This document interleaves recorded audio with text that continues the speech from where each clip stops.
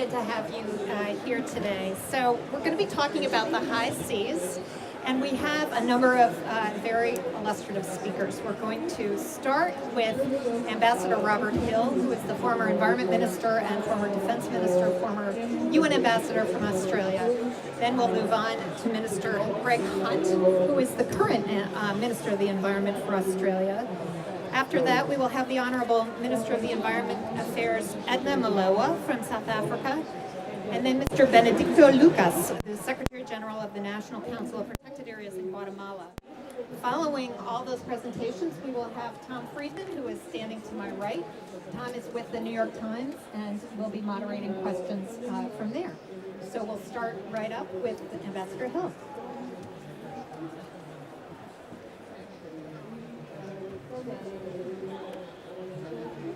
Well, the hat I'm wearing here today as a member of the Global Oceans Commission recently put out a report on issues of governance of the high seas or lack thereof, and what the international community should be doing about it.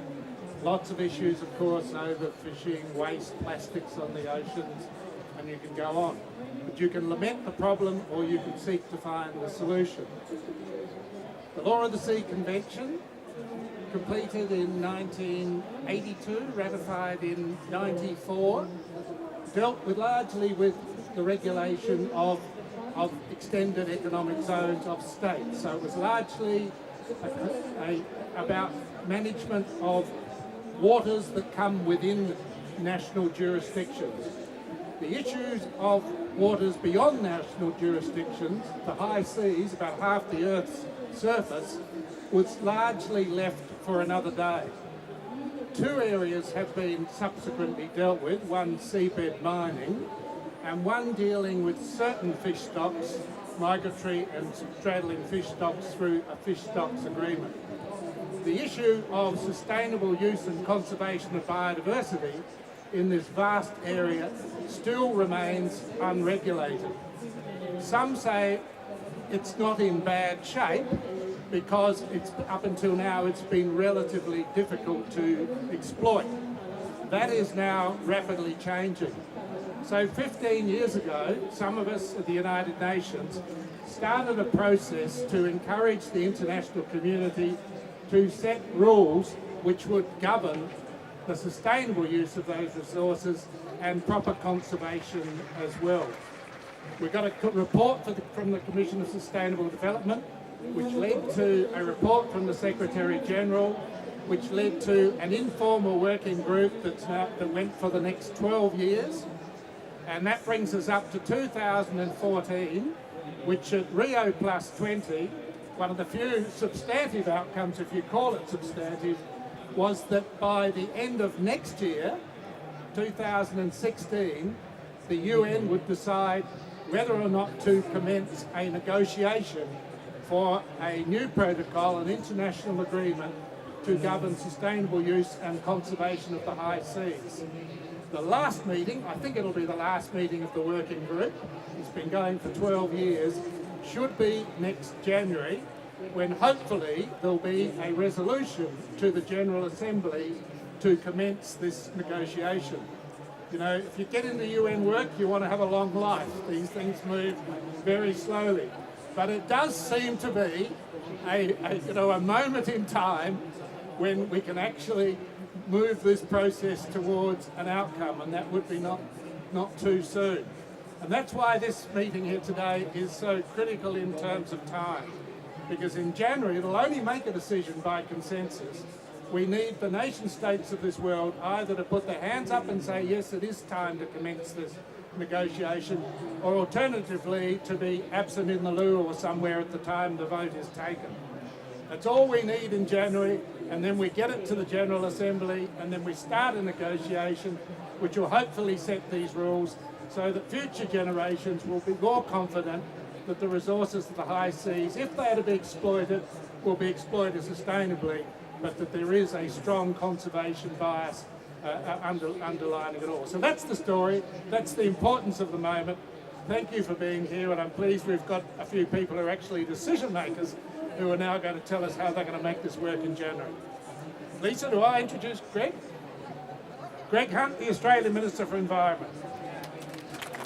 He just fixed the problem of the Southeast Asian rainforest last week. Now he can fix the problem of high seas biodiversity. Greg. Thanks very much to Robert, to Edna. I do recognise actually the two Thomases, Friedman, and up the back is Thomas Lovejoy. And no person has played more of a role in protecting the great rainforests of Latin America than Thomas. So to have you here is our pleasure, our honour. Thank you for your work. Now, let me put this in context. I think there are three great global challenges that we've really embarked upon in relation to our work. One is emissions reduction, right now, as we go into the Lima conference, the opportunity there is for protection of forestry, land, and through that our soils. I think that will be the great contribution of Lima. The second is illegal logging, protection of rainforests, and just last week, as Robert mentioned, there was a conference in the lead-up to the World Parks Congress where we were focusing on this region and an Asia-Pacific rainforest recovery agreement, and both donor nations and rainforest nations agreed to the very sort of process which Robert has outlined for the ocean. The third, and in some ways the most underdone of these areas, is the great commons of the oceans. The problem is very clear. UNCLOS is primarily focused on the regulated areas. It has some relationship through its different sort of incarnations to the unregulated areas, particularly seabed mining. Right now, the task is to establish a UN process which will lead ultimately to a protocol to UNCLOS for regulating biodiversity in the high seas. I'm very happy and delighted to announce to this audience that Australia will support a UN mandate when this vote comes before the UN. So, we are only one of the nations, but hopefully in some small way we can contribute and use this Congress as a stepping stone, a platform, a path, a bridgeway, pick your own analogy, to achieving that outcome.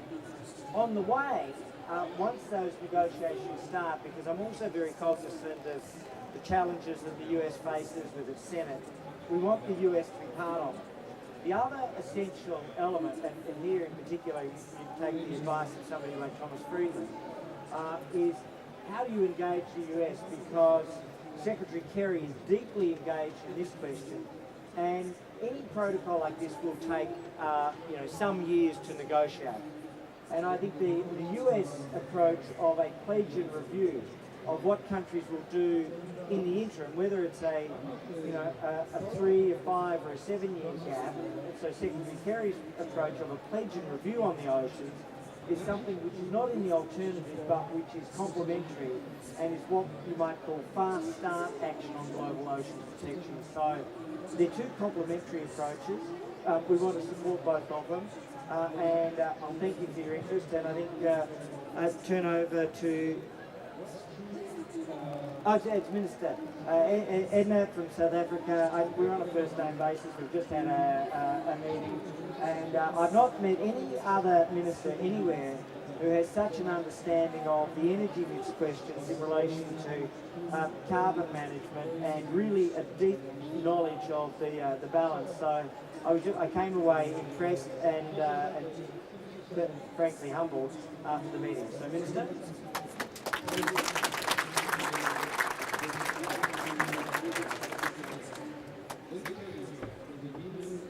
Thank you very much, Program Director and Minister and my colleague, all panelists and members present here this afternoon. I come from South Africa, and I've been asked by former to stand in for him here. As you know, he should have been here. He's a member of a commission. He's a member of the open-ended working group who was supposed to be here. Member of a commission. The leader of a commission, I'm told. Thank you very much. Yeah, our being here is indeed to contribute as well.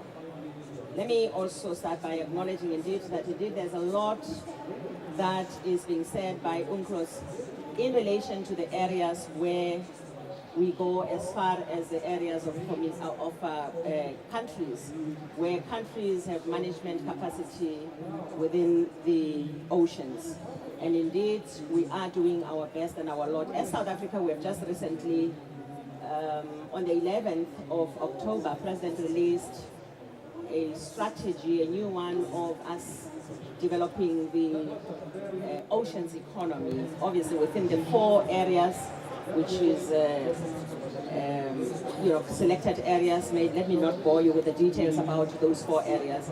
But the long and short of it is that central to the work that has been done in opening the oceans economy lies at the heart of it on how to govern the ocean to the best of our ability, so that whatever economic activity happens there, it shouldn't happen at the detriment of our oceans and our environment. So we, as the Department of Environmental Affairs, have been tasked with the responsibility of ensuring that we keep everybody into line. What are we going to be doing within our laws and within the laws of South Africa, and obviously what's provided for in UNCLOS? We will also be ensuring that we provide, or we do for the first time, something that's called a spatial development and spatial plan in the oceans, so that whatever economic activity happens, it happens within that scope. Yes, indeed, as we do that, let me not bore you again with the South African work that we are doing, but all of these we're doing also in line with the MPAs, marine protected areas that we have set up. We have recently set up the last one in King Edward Islands, which was proclaimed last year. There are quite a number of them, over about 20 of them in our oceans within our areas of work, where we manage to control. But yes, at high seas, what happens? Indeed, I want to stand here and agree firstly with what Minister Hunt said earlier on about the pledge and review. I think it is a very good strategy. Whilst we're negotiating this agreement that will be starting hopefully next year, after the team shall have submitted their work, the result, we then would need to do something as we are negotiating. And that pledge and review, I want to stand here and indeed support, because it will take us a shorter time to where we are going. But yes, there are gaps. Certainly there are gaps in the law. The sooner we get there to close those gaps, the better. Because indeed, if you just have what is provided for within the UNCLOS, which doesn't really talk about the mechanism to manage, the mechanisms to set standards, the mechanism to do whatever needs to be done to protect the environment there. Everybody can then still go free and do whatever they like. So those gaps need to be closed as soon as possible once we start working on that. We're looking forward to the time when in that National General Assembly there will be a product that we can now say we are beginning in all earnest to negotiate. We were at Rio Plus 20. Some of us left that Rio Plus 20 a little bit depressed when it comes to this particular issue.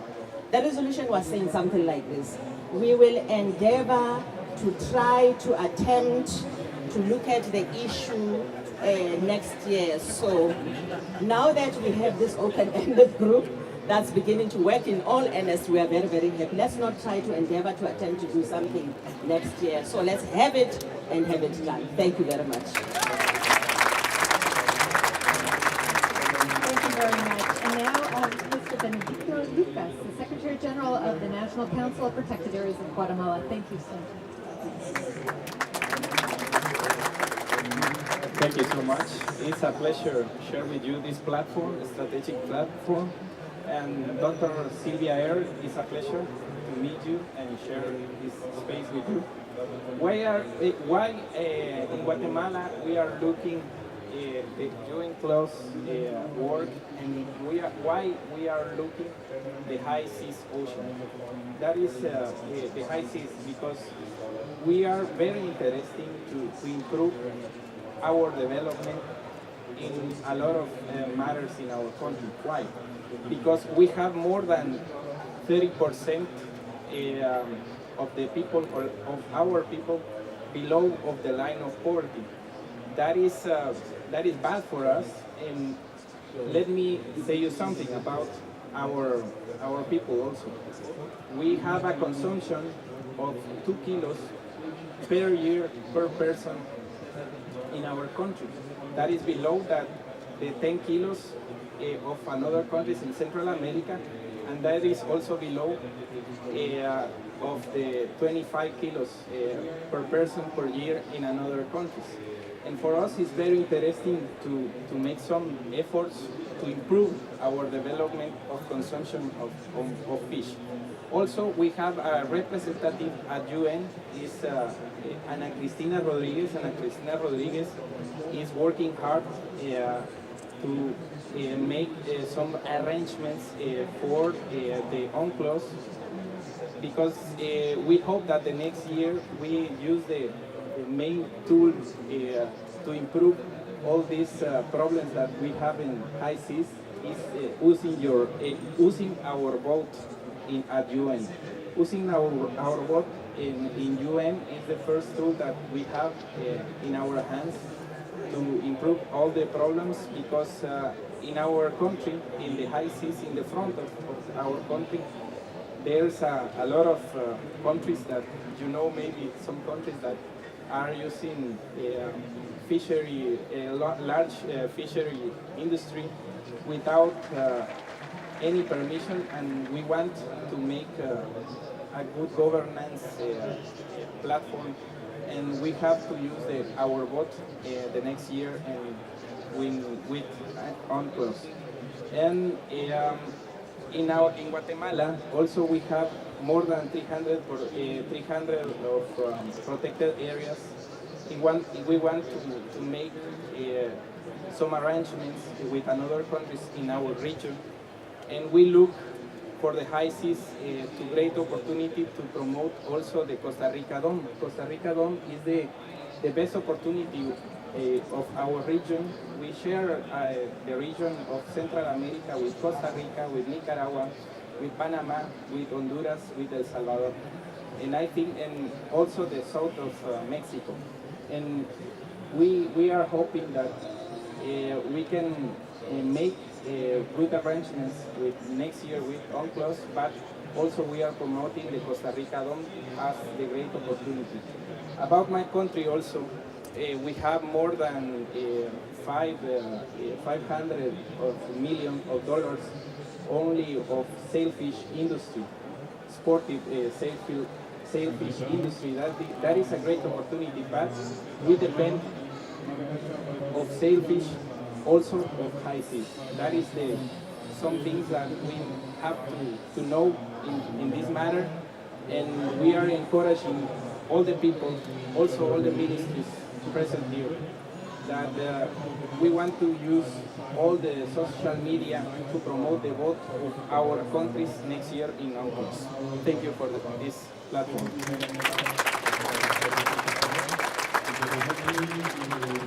Well, thank you all. That was a great introduction. One of the things that really strikes me is the contrast between the attention that this issue gets, covering 2/3 of the planet, basically, and the attention that will be devoted this week to the Iran-U.S. negotiations on nuclear power. What I would give for 1/10 of that, just for this issue. This issue is like so many with nature and biodiversity, is a scale problem. And if you don't have a scale solution to a scale problem, you have a hobby. I like hobbies. I used to build model airplanes, but I wouldn't try to affect the oceans and protect them as a hobby.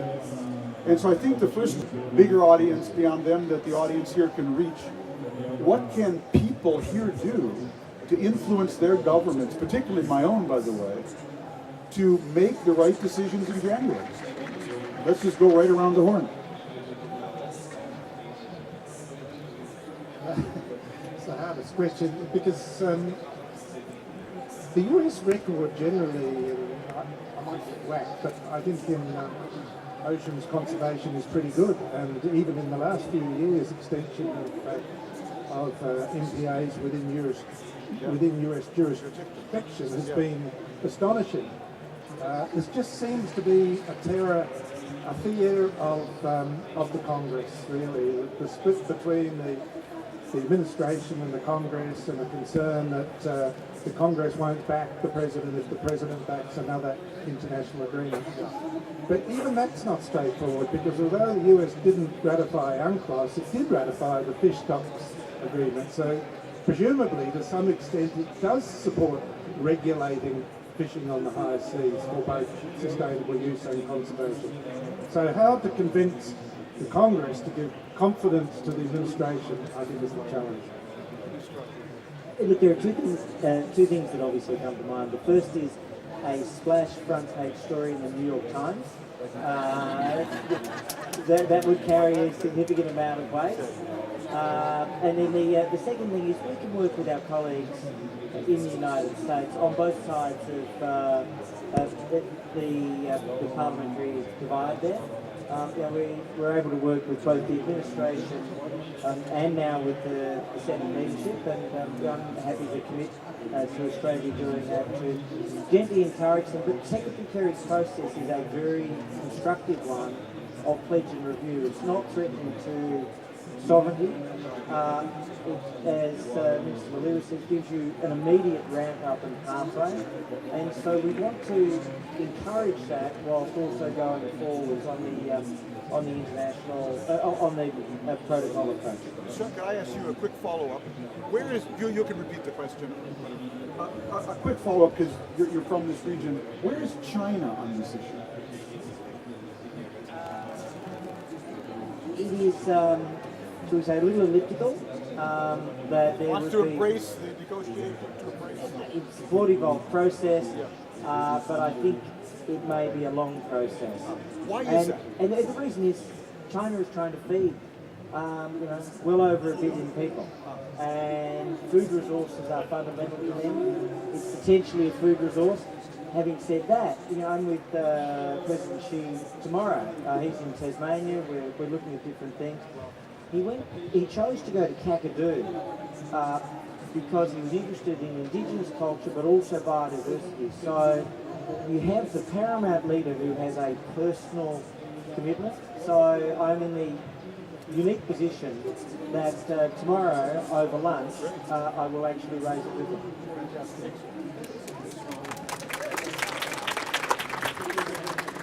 Thank you very much. Two things very quickly.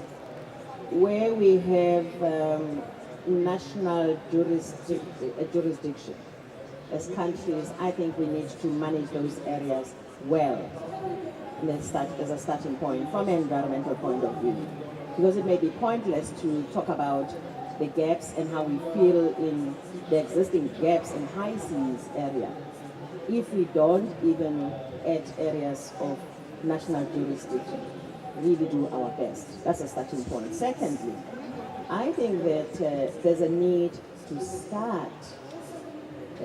UNCLOS is there, but it really doesn't have support from all of us. China, the ratification. I think it's important that there is action, because I think even if there is no ratification by US, there must be action currently. But yes, maybe work towards something that deals with ratification. We have a discussion, China is part of the G77. G77 plus China is looking forward to an agreement which we call the implementing agreement, which closes the gap. And secondly, China being part of that group, we will not let go if China isn't part of the stable that finally actually get to become this part of this agreement in Canada. And that's why we're saying, let's pledge and review as we go, but let's start. Let's really just begin these negotiations. Thank you. Thank you. I am thinking in maybe three things about your question. The first one, that we have to promote all this problematic of high seas, making some workshops in the academy, but specifically with the journalists, because sometimes in the political position, like my position in my country, sometimes we fear the journalists, and it's very, very particular. If we make some efforts to make some roundtables, workshops with the journalists to inform, because sometimes we think that all the people knows that we know that the problematic, but it's important that if the people use their voices to inform about the problematic. Another thing is maybe it's about that using the social media, we have to promote all these ideas, big ideas around the problematic of the high seas. In my country, the people have to know that it's very important to use the marine resources, but sometimes we don't have a lot of information, and using the social media, we have to promote some trends in our country, and in a political position, we are making some arrangements to improve our development, but especially if the people are asking about some matters, some problematics like the high seas. I think that with those two ideas, we have to make good things in our country. Well, let's, I think it's a very good point. Let's pick up from there, Minister. Let's start by educating one journalist, one at a time. I'd be very interested, I'm going to invite Sylvia Earle, who no one knows more about the oceans than Sylvia, to also participate in answering this question. What happens if we don't do anything? What happens to Australia? What happens to South Africa? What happens to Guatemala? What happens to the world? What happens if we don't get this agreement? Let's start there, because I'm a huge believer that to name something is to own it. If you can name an issue, you can own the issue. If no one names this as a scale problem, then no one's going to treat it as a scale problem. So let's just go around. What happens to Australia if there's no agreement? Well, actually, fish don't know where the 200-mile boundary is. I said that we're getting to the point where we can exploit the biodiversity beyond that boundary more efficiently and effectively, and ultimately it will affect, according to the research that I've read, it will affect the fish stocks that are available for sustainable use within areas of national jurisdiction, the 200-mile limit. So if you want to get it down to something as basic as that, unless we start addressing what are going to be the rules for the high seas, there will be a problem for the future in terms of food security as it applies to ocean resources. Sure, look, I think there are two things. There's a within waters and an outside waters effect. I think Robert's characterised the in waters effect perfectly, and that is that obviously that the very nature of marine populations as they move in and out of areas. Some are migratory, some are more territorial. The migratory ones will be affected, but there will also be more pressure on the territorial ones through the tragedy of the colonies, such as simple as Garrett Hardin's philosophy. But then the second thing is, in the high seas themselves, it has a profound impact, and I'm thinking here of the potential overfishing of the krill. Krill as building blocks. There is probably no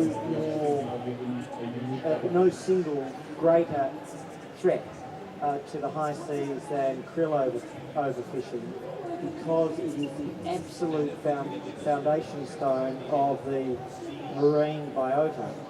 And that's under enough pressure at present from the sequestration of carbon within water. And so if you're adding that and then you're overfishing, then you have a whole sustainability question with a 30 and 50 and 100 year impact.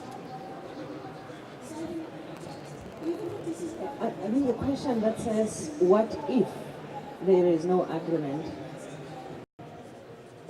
for now? The fact that we are already doing through CITES some of the non-detrimental finding studies of some of the species of fish, shark, and so on is indicative of the fact that there is already an impact that's being felt on some of the species out there. And therefore, even before it gets worse, because indeed I agree that there is going to be very serious problem likely of food security if we get even further from where we are right now. And therefore, ensuring that we do get this agreement is quite, I mean, the actions particularly is quite important, so that we can be able to reverse or even curb any further loss of some of the fish species for ensuring that we have food security going forward. I mean, it's known what will happen if food security is threatened, and we have this as a problem throughout the world. It's known. But linked to this is the whole question of climate change. Because indeed, the problems and the gaps that we are talking about here are also exacerbated by the fact that there are serious impacts on our oceans and high seas, or even at jurisdiction of countries by climate change. And therefore those actions that are needed in climate change are also very, very necessary. Carbon sequestration, as Minister is saying, is quite important. Let's attend to all those things as well. Those are quite important things. I think I just want to agree also with the fact that there's a need for us to get our communities and our society involved, because getting people talking and speaking and actually reminding those who are negotiating that, hey, hang on, it's not time, time is against us. It's not, that we can't just be talking forever and not getting to the point and getting to act is quite necessary. More often than not, we need to be reminded and we need to be written through the line. I think that's quite an important effect as well. Not just journalists, by the way, NGOs, community are yes as well. Thank you.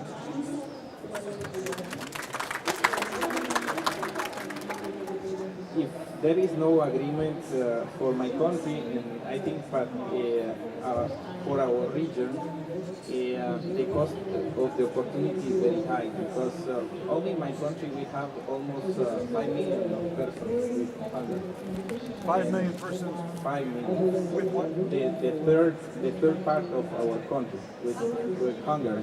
With hunger. With hunger in Guatemala. Yes. And the reason that is that we don't have the opportunity to manage at long scale the fishery in our country, in the economic exclusive zone, in the first 200 miles. And for us, the cost of opportunity is very high. And as I told you some minutes ago about the consumption of fish in my country is very low, and also in Central America we have to promote the UNCLOS agreement. Implementing agreement is very important for us, and we have to manage all those areas. That is the reason that we are promoting also the Costa Rica Dome, because it's a great opportunity to Central America. Right now we are making a lot of efforts to improving our sports and fishery industry, as you know, as I told you, and we have to think to promote particularly this thing. It's very high cost of opportunity. What if we don't do anything? What's at stake? So, you ask, what if we do nothing? You ask the ocean, doing nothing to the high seas would be a really good thing, because the ocean, as we now know, is in trouble. That means our life support system is really in trouble. When I say do nothing, I don't mean, I think the idea of having governance for the high seas is vital, long overdue.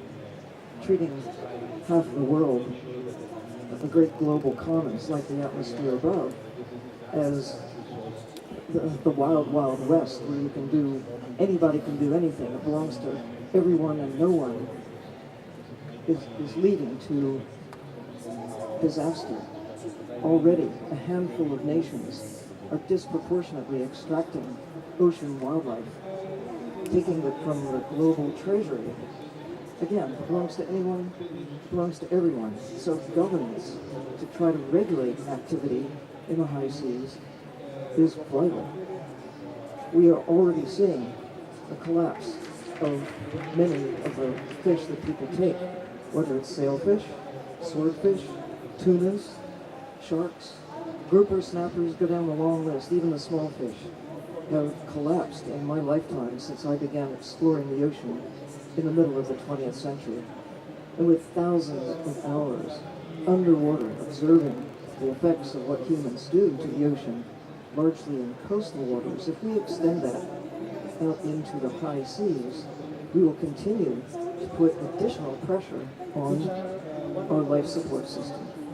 Now, already we're seeing dead zones around the coastal areas of the world owing to human activity. Hundreds have come up since the middle of the 20th century. Not only a 90% decline of many of the fish, but half the coral reefs around the world have disappeared or are in a state of decline in this same period of time from human pressures. So we're seeing global warming, we're seeing ocean acidification. The Global Ocean Commission report, among other things, looking at the high seas, suggests caution with respect to adding pressure to the high seas, whether it's mining or fishing, that maybe we're already taking from the ocean the most important thing that we need, and that is our existence. You know, generating oxygen, grabbing carbon, regulating temperature, maintaining the integrity of a planet that works in our favor. That's half the world. If you want to protect the systems that keep you alive, a good place to start would be half of the world. And meanwhile, look at the rest and see how you can restore and maintain the integrity of systems on the land, systems in our coastal exclusive economic zones. But for the first time in all of human history, we're able to see the greater value of natural systems. The high seas is the dominant natural system on the planet. And we have a chance, as never before, to look at this critical part of what keeps us alive, and then keep it alive so that it can keep us alive. Instead of thinking, oh, how much can we take out of the deep sea with mining, shouldn't we at least start with areas within our coastal waters where you have some national oversight and jurisdiction? And then, meanwhile, just a precautionary principle, the high seas, maybe we should just leave it as a global public trust that all nations agree to let that be our security blanket, our insurance policy, where fish are safe, where they might have a chance to recover from pressures that we apply in coastal areas.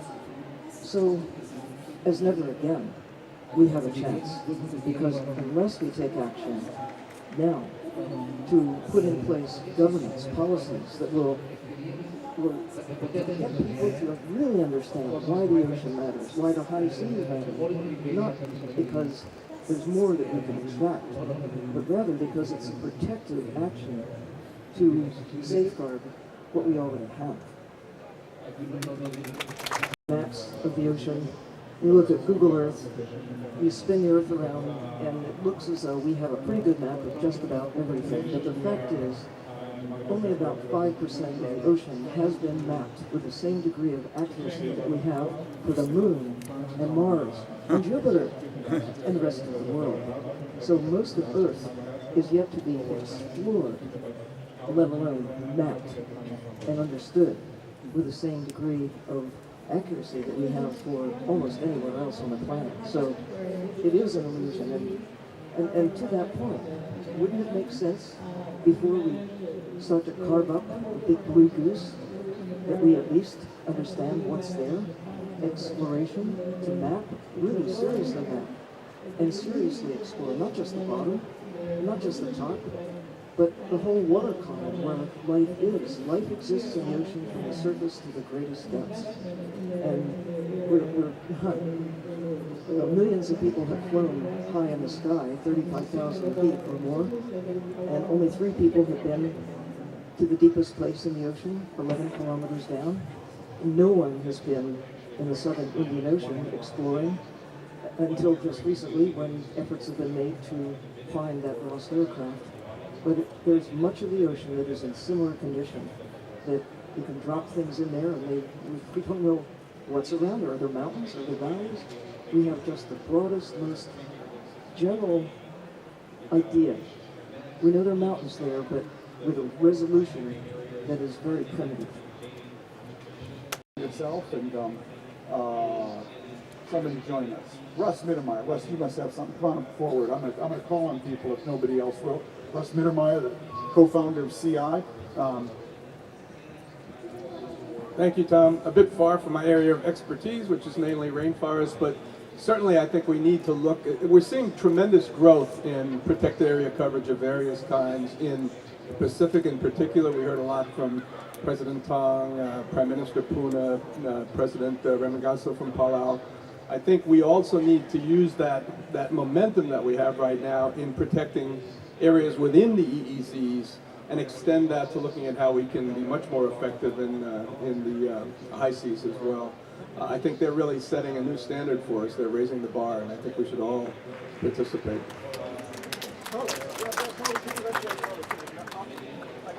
Thanks, Tom. I'm Carlos Manuel Rodriguez, CI and former Minister of Environment of Costa Rica. Tom, you just mentioned something very important. Humans just put a rocket in a satellite. I bet the cost of putting that is much higher than what we annually invest in nature conservation.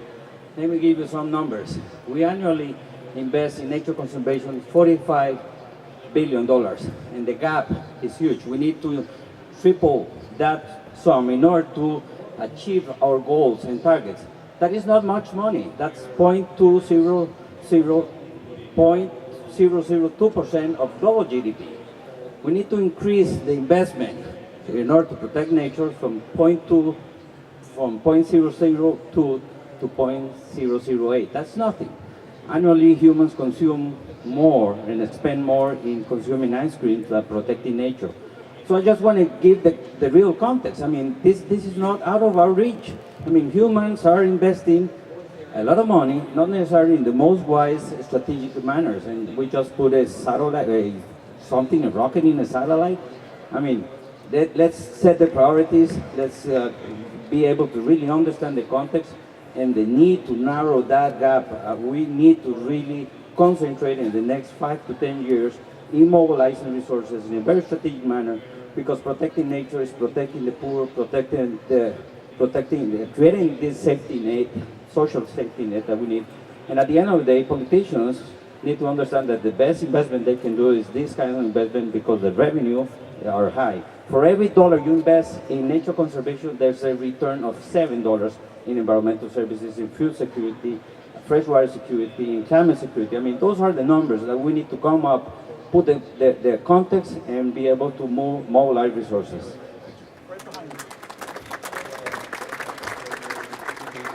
Ladies and gentlemen, I just want to take you back to Shakespeare's day. Could you identify yourself? I'm Graham Kelleher. I'm the oldest person here. I take you back to Brutus's advice to Caesar. There is a tide in the affairs of men which, taken at its flood, leads on to fortune. We have a tide now in relation to the marine environment in the world. Let us proceed. Let us ride that wave and achieve fortune. Do never give up.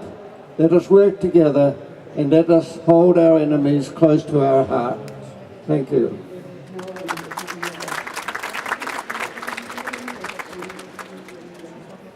Hi, my name is Maria Jose Gonzalez. I am a marine scientist from Guatemala. I am doing my research here in Australia. And I just have a question. As a young marine scientist, I'm just really concerned if this, as the Ministry of South Africa really wisely said, there are so many agreements, so many norms, so many things, but is this really agreement is going to be, supported by an action plan? Is there going to be some commitments done by the countries in general? So that's really my concern, because there's so many information, but there's really what we need is some action, not only documents. Well, we haven't focused on the substance of the agreement because we haven't even got to start the negotiation. It has taken 15 years to get to this point. But certainly those of us who have worked the last 15 years want it to be an agreement that is a substantial agreement, not one that's just a rhetorical agreement. And out of that, there will be action plans and commitments and obligations. There will also be an equitable sharing of genetic resources too, which is another thing that is worth mentioning for the benefit of the developing world. The high seas shouldn't just be for the rich and powerful states. Sure. Thank you for your research. I would start from a position of hope. I heard Graham Kelleher's quotation of Shakespeare, and the follow-on line is whence omitted all the voyage of one's days should be bound in miseries and in shallows. I'm not pessimistic about this at all. I would say two things. Firstly, that there will be actions that come out of this. It's a little bit like Field of Dreams. If you build it, they will come. Inevitably, the point of these agreements is they may take a long while, but the fact of them raises consciousness and drives with it the inevitable pressure on governments and international agencies, land managers and ocean managers to do practical things. And then the second part of it is what we've just done here, and we've got a meeting of our Reef 2050 partnership group this afternoon, is put in place a Reef 2050 plan, but with a reef trust to try to back it up. Now, we're more fortunate than some in that we are able to harness resources, but that's, you know, as a minister, my whole focus is not the soaring words, although, you know, hopefully that's part of the trade at some stage, but it's the list of practical actions. So for the reef, it's about, you know, $5 million to clean up nitrogen from cane growers. It's about $3 million to clean up nutrient runoff from cattle grazers. So that, it's always got to be the two things, the aspiration and then the practical action. So demand both. I was going to ask a question in a minute. We'll come back to you. Thank you very much. I fully agree with the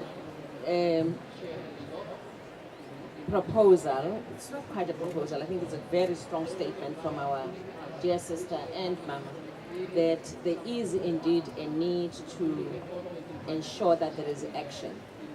The need for governance, and I dare say good governance, because currently within our own jurisdiction areas, we do MPAs, marine protected areas.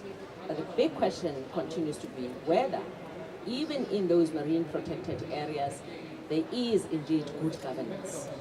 We know that there are gaps, and this is the reason why we require this implementing agreement for us to close those gaps. There is a need to do environmental impact assessment, but there are gaps even how, because there are no modalities provided on how to do those. So what we're really looking for is to close those gaps in through this agreement as well, through this implementing agreement, so that an EIA must be an EIA and EIA for all.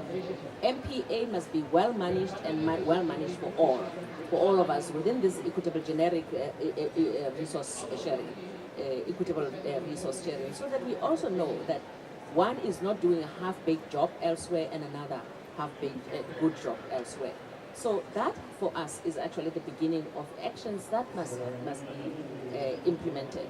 We are doing good ocean governance in South Africa, and the special plan for the ocean that I referred to earlier on is indeed intended to say where are the no-go areas, not just within the MPA, but even outside the MPAs. Where are the no-go areas where you may not mine, where you may not overharvest this kind of amount of fish and so forth. So within the spatial plan, it's a new field of work and new field of study, which we don't quite, are not the experts in South Africa, but we look for expertise throughout the world in the spatial planning of the ocean itself. Just in as much as we're spatially planning our land use elsewhere on land and terrestrial areas, we need to do this work. Just even before we get to the high seas, And I agree also fully that there's a need to do spatial planning at high seas as well. Sometimes we need a lot of pressure to make more results, and I'm agree with that position of a young scientist, because right now I think that it's very important to have a meetings, global platforms, because are very interesting to discuss, but making some lines of tendency of trends for all the world, and also to have a meetings, regional meetings of those platforms. That is very important.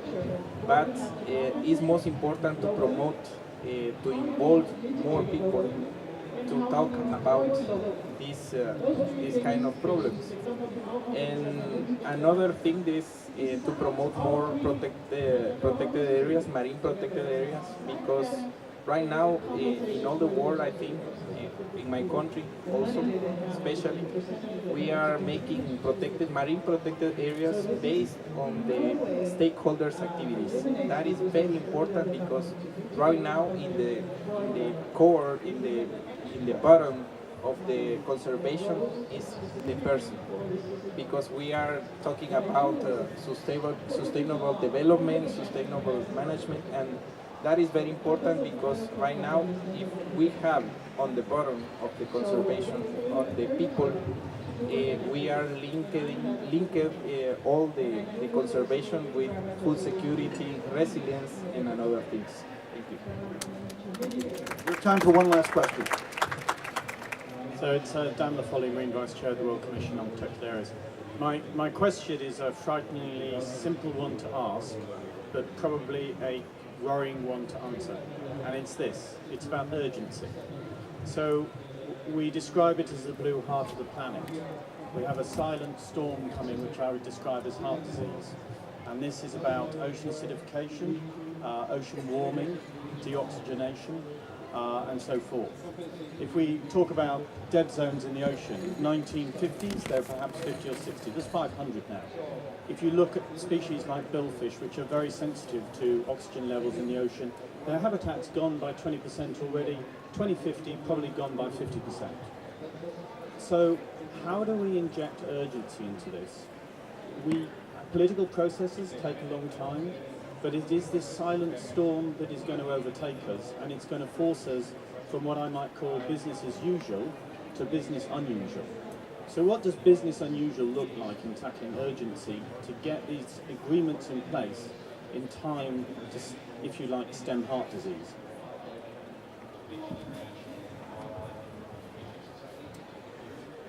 It's me. Look, I think this is a profoundly important question. Firstly, in my comments about CO2, climate change, global warming, the number one concern that I have often expressed publicly is ocean acidification. Of the many different challenges, this is the one that most deeply and passionately concerns me, because of the whole systemic flow that comes from it. So the first thing here is to recognise the urgency of the problem, and I absolutely do. The second is to say, well, how do we try to galvanise people?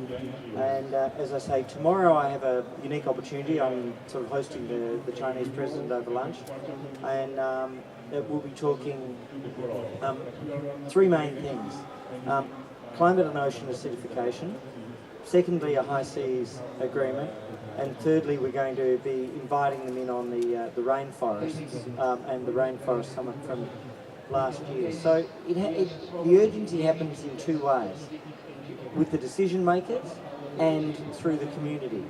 And if the community is talking with and driving the decision makers, then every political system, whether it's a democratic one or a non-democratic one, is ultimately sort of amenable to action on that front. So the community has to speak, and those in authority have to listen and act.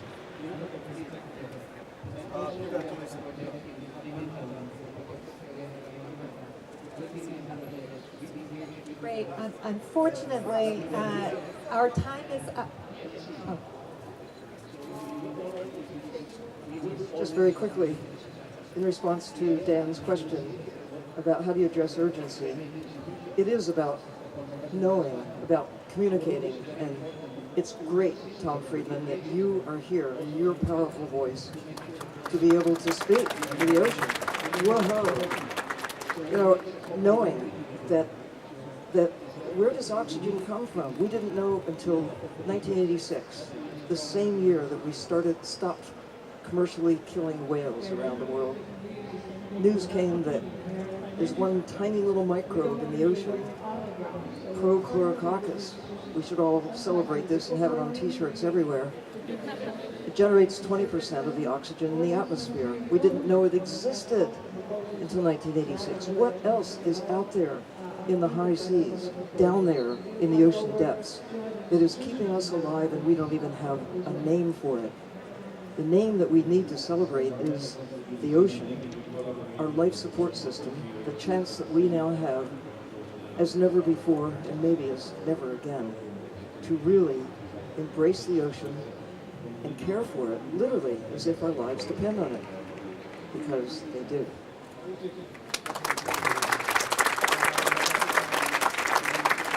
Sylvia, that's a wonderful way to end this meeting. I want to thank our speakers and particularly acknowledge the outstanding leadership of Australia, of South Africa, Guatemala, Costa Rica, and a whole range of others in promoting a new conservation era for the area beyond national jurisdiction.